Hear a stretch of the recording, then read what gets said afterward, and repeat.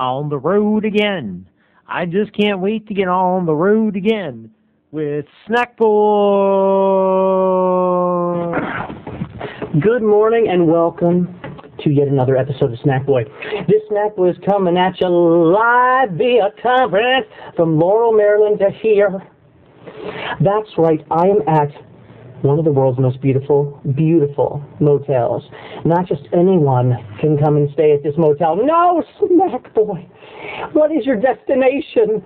You've left Laurel, Maryland. You have a beautiful, new, renovated studio. And where are you now? Right now, I'm in California, people.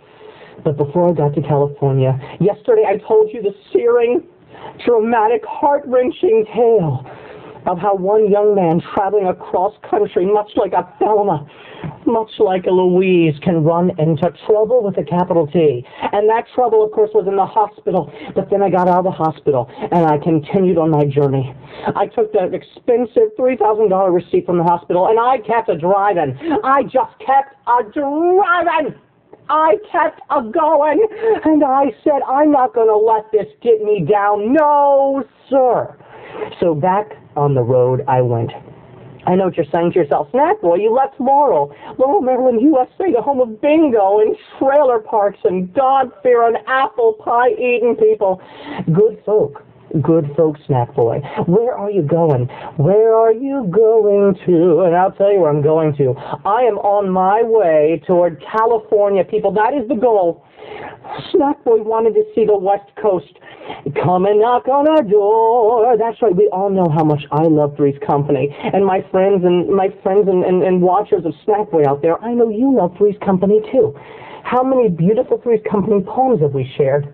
How many episodes have we watched? How many pictures have we drawn? How have we shared in our common Three's Company goals?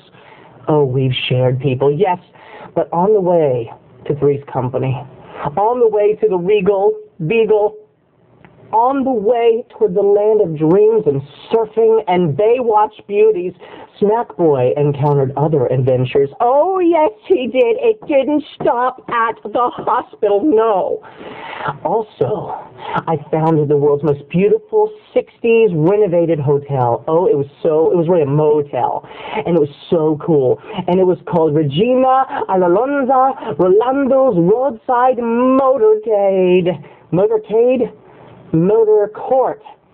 Regina Alonza Rolando's Roadside Motor Court is where I stayed, and it was so cool. It was high art and that mid-60s orange ashtray, purple waterfall, topiary hedge, furniture, thrift store lover's dream sort of way. And that night, I parked my faithful car, and I stopped at well, I don't want to say it again, but I stopped at the motorcade, and I went in there, and I wanted that woman, Regina Alonza, to know just how impressed with her high art, how she had nailed what she was going for. She had found her niche and nailed it. And I said, Regina, I just want you to know something. I was going to keep driving a few hours toward California, and I had to stop here in New Mexico at your motorcade. And let me tell you why, Regina. It captured me.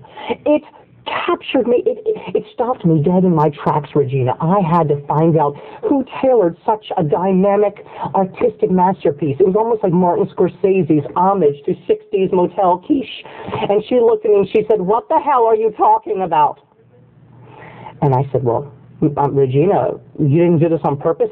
You did not sit down with an architect and plot every exquisite 60s detail. She said, what are you talking about?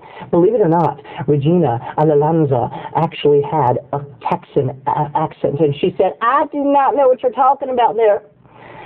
And I said, I would just like a room, please.